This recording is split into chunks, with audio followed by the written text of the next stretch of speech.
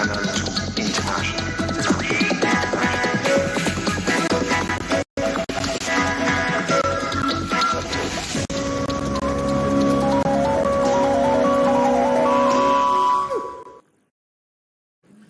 13h, passé de 3 minutes, c'est le temps réel sur Canal 2 International. Bonjour à tous, Enrique Tembechou, good day.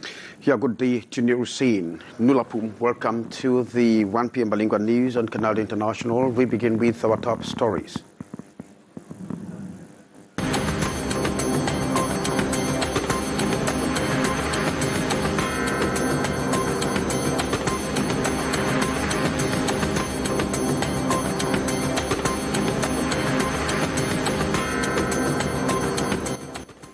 Les Camerounais veulent la Coupe d'Afrique des Nations sur les terres des Lions indomptables du Cameroun.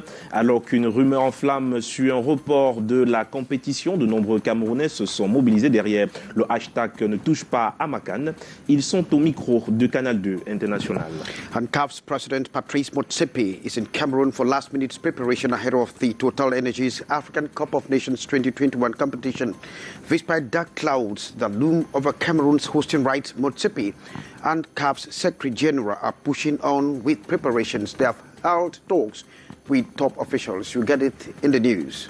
Les universités privées du Cameroun de plus en plus prisées par les étudiants. Le phénomène prend de l'ampleur malgré le coût très élevé de la scolarité. Comment comprendre ce phénomène? La réponse dans ce 13h. And local authorities say there is urgent need to improve the living conditions of the population of Idabatu and the Bakassi Peninsula as they are languishing without potable water and electricity.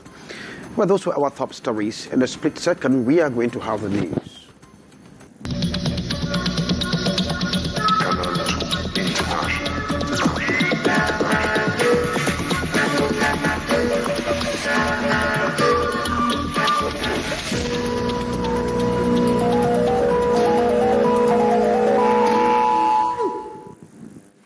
Merci de regarder Canal 2 International. Et on ouvre ce journal avec vous, Enrique Dion.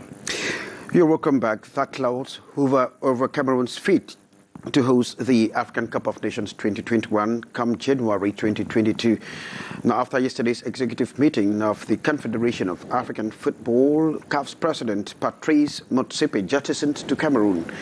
And until today, there is uncertainty whether Cameroon will host the Continental Jamboree or not. Yesterday's executive meeting did not rest the doors on Cameroon's hosting, as there were divided opinions. Motsepe is presently holding talks with Cameroonian officials, and of course, it is from there that we will have more on how ready Cameroon is. He arrived this morning at the Shibalen Airport, as you can get from the videos there, with the president of the Cameroon's Football Federation, Samuel Etofis. In fact, just to review how ready Cameroon is. Now let's get the reaction of Dr. Motsepe at the Yaoundé Simalen International Airport. I'm home. Cameroon is our home, is the home for Africa, and we will talk tomorrow and give you feedback. We are very clear in terms of our commitment to make the AFCON a success in Cameroon. So we will talk tomorrow and give you more feedback, but I'm very confident that we will work together with the people of Cameroon, who are a proud football nation, who have made Cameroon proud and Africa proud. And I'm confident that in our meetings, both today and tomorrow, we will be able to come out of here and give the world, give Africa and give the world the confidence that we have, the commitment to our people in Cameroon, and the commitment to the development and growth of football in Africa. That was Dr. Patrice Motsepe, president of the Confederation of African Football. Now, talking there after immediately he arrived, and of course talks will continue, and tomorrow, like Dr. Motsepe says, there is going to be a feedback whether or not Cameroon and Africa, of course, will make the world proud.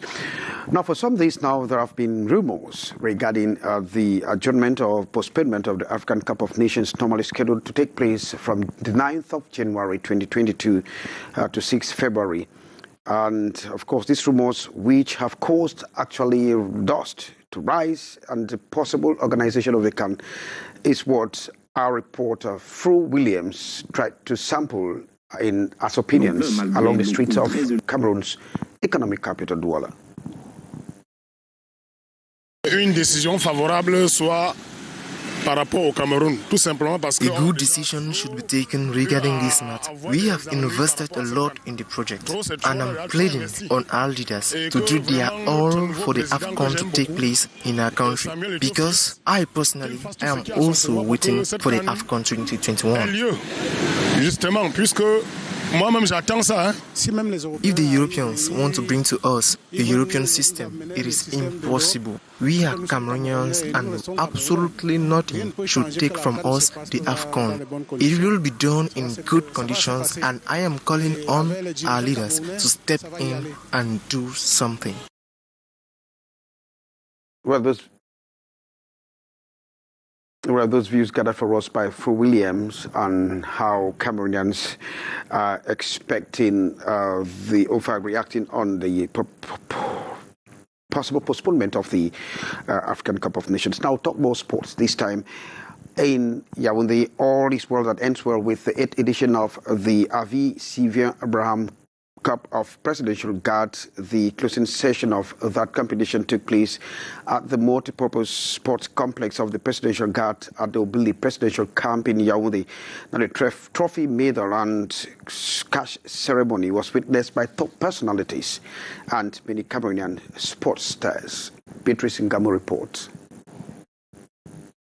The ambience of the celebration marking the end of the 8th edition of Colonel Avi Sylvain Abraham Cup, the 2021 Presidential Guard sports season, at the sports complex in the barracks of Presidential Guard, Melen neighborhood in Yaoundé. March past by the different sections of Presidential Guard, the carousel by horses, saluted by the guests. Then the shows in different disciplines: 100 meters, commando race, commando carrier race, 800 meters races, talk of war, football finals, and others. At the end of the day, some 72 trophies were handed, 1,000 medals and envelopes given to the different athletes who distinguished themselves throughout this 2021 sports season. Added colors and ambience to the day was the presence of former sports icons, former double triple jump medalist Francois Mbango, former Indomitable Lions Kunde Emmanuel, and Bill Chateau, graced by top political actors among many, who answered the invitation of the commander of the Presidential Guard, Colonel Raymond Jean-Charles Beko Abondo, coming after the cancellation of last year's edition due to the COVID-19 pandemic. Though not yet over, the Presidential Guard took all the necessary precautionary measures, especially with the ongoing free test and vaccination campaigns organized all through this year. The 2022 edition, the new horizon. Well, thanks very much, Beatrice Ngamo, Chief Correspondent reporting there from Yaoundé. Now, Engineer Hussein, you have our second part of the news. Dans cette seconde partie, on s'intéresse à la Coupe d'Afrique des Nations. Eh bien, le président de la Confédération africaine de football est arrivé ce matin au Cameroun. Une visite dans le cadre de cette menace, de cette rumeur d'annulation de la compétition qui plane depuis quelques jours sur le pays organisateur. La CAN sera-t-elle finalement annulée? C'est une interrogation à suivre, les réponses à suivre dans ce journal. Que pensent justement les Camerounais à ce sujet? Écoutons leurs avis dans ce Vox Pop réalisé par notre stagiaire Titi Freeman. J'espère qu'ils vont bien travailler, ils vont s'entendre et que la CAN ne serait pas annulée. Parce que je ne pense pas que ça peut être annulé parce que on parlait de Corona, c'est ça, non? Non, mais alors qu'en Europe, les championnats se jouent et Corona est plus en Europe même qu'ici là. Alors, ils ont eu les victimes que ici, chez nous en Afrique, bon, je ne vois pas le quoi ils vont alors annuler soit disant que ils ont peur du corona ici chez nous.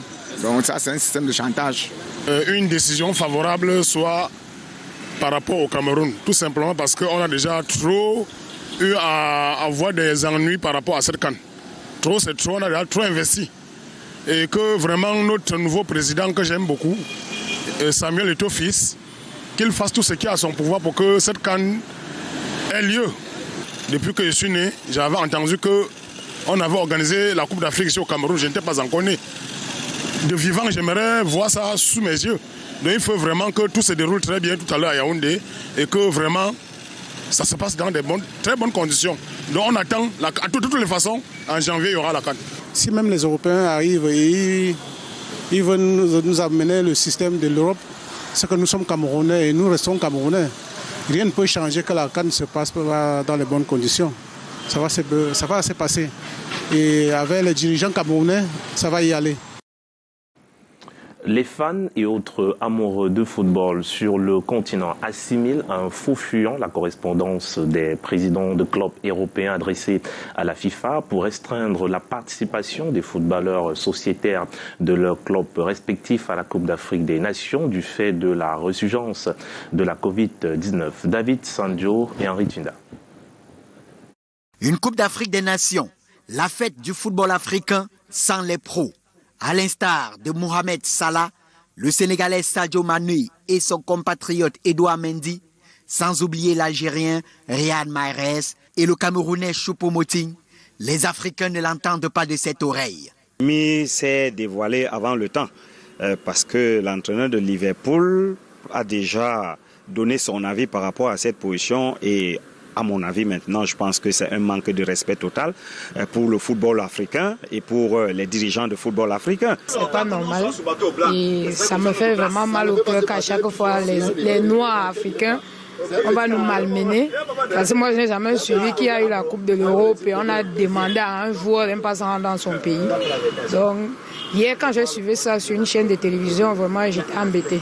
La correspondance de l'Association des clubs européens à la FIFA s'appuie sur Covid-19 pour faire planer l'intention d'interdire la participation de leurs employés à la Coupe d'Afrique des Nations. Toute chose que les fans de foot assimilent au diktat et taxent cette volonté de faux fuyants. Il ne peut pas accoucher mon enfant, il ne peut pas me servir. Donc quand il y a un enfant, c'est moi qui lui ai laissé partir là-bas. Donc quand j'ai besoin de lui, il doit venir me rendre service. Ce que les Blancs font là, c'est très mal. On doit laisser tout un chacun s'exprimer dans son pays. Les présidents de clubs remettent sur la table la question du changement de la périodicité de la Coupe d'Afrique des Nations qui, selon les présidents de clubs en Europe, devrait se tenir au mois de juin, période où la plupart des championnats européens sont achevés. À 20 jours du coup d'envoi de la Coupe d'Afrique des Nations et déjà la fièvre monte dans les quartiers. Les initiatives se multiplient. C'est le cas à Nimboman, une banlieue de Yaoundé, où les jeunes ambitionnent de mettre sur pied une fan zone pendant la compétition. Les détails avec André Mirabeau-Mahop.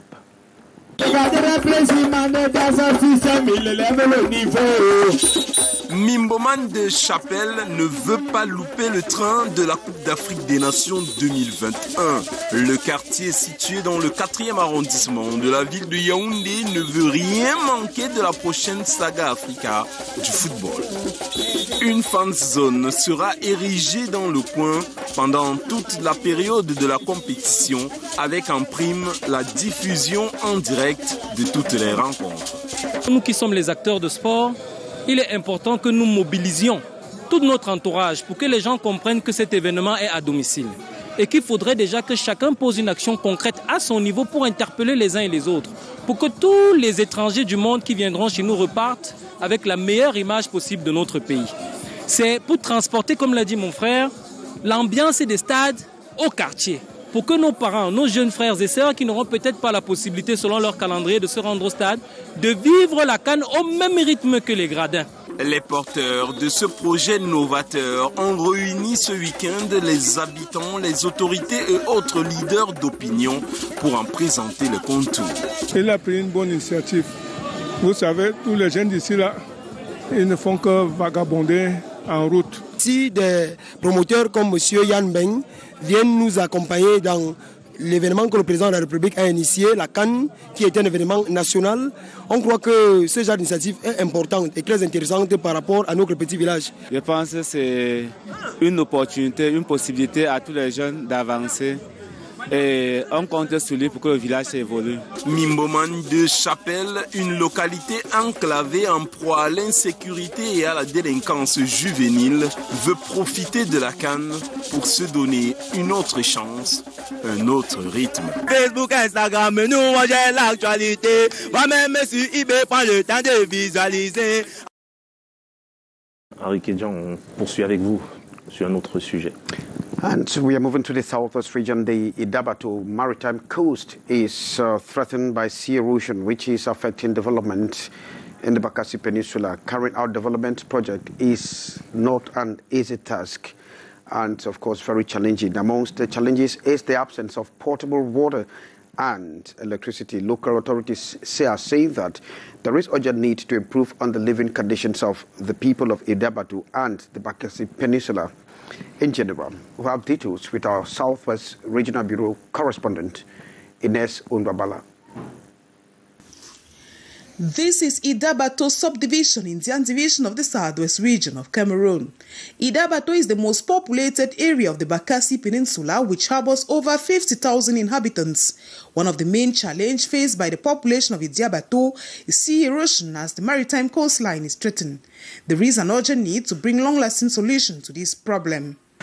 Our priority project is unveiling an embankment which really need government to intervene, because that project is too heavy for this council. We cannot put on any project where tomorrow erosion will come and root it away. That is why we have to protect our land before we will listen to any other projects, so that they can be well secured. With the sum of over 600 million francs CFA adopted as budget for the Idabato Council in 2022, Mayor Itongo Efange and his team are more than ever before committed to improve on the living conditions of the Idabato population. We just closed our second ordinary session for 2021 to validate the budget of next year, which stands at 600 million francs as opposed to 440 million in 2021. This has witnessed an increase of over 160 million francs, showing a percentage increase of 27.6%. This increase is due to the increased public investment. Well, welcome back. Cameroon's presence on the monetary and financial market for the past 10 years has been described as very passive, considering the amount it has raised so far within the period to carry out development. The remark was made during on the 17th of December during activities to mark the state's presence on the capital market for the past decade. Ambo Gladys Dibang reports. Cameroon has been very active on the capital markets for the past 10 years and has been able to raise more than 3,000 billion francs CFA through national, regional and international fundraisings. This was mobilized through the issuance of treasury bills and fungible treasury bonds, as well as from the Douala Stock Exchange, the local financial markets. This was made known in Douala December 17, 2021, during activities marking Cameroon's 10 years on the capital markets. 10 years down the road, we have a regional market and we have a regional regulator. The regional market is the Douala Stock Exchange, but the regional stock exchange. And then we have the regulator, which is the Commission de Surveillance des Marchés Financiers, is based in Gabon. When you look at the volume of operations in the market, the first operations was 200 billion. Today we have mobilized, the market has permitted us to mobilize over 3,000 billion. And you see the reimbursement has been, consistent and without any problem, despite all the challenges that we are having and the external economic shocks. According to the Ministry of Finance, The mobilized funds have been invested in major infrastructural projects in the country, but there have been challenges within these 10 years on the capital markets. When the market started, the players were not there. So we have commercial banks who have been giving the status of specialists in treasury values. That is some kind of authorization to operate in the market. Today, there's a new phenomenon that is creeping up, which is the digital currency. There's a lot of transactions that is going on today in the world with Bitcoin and all the different types of digital currencies that we can talk about. There's a problem now to see how we can regulate and bring all them also on board, because this is the global trend.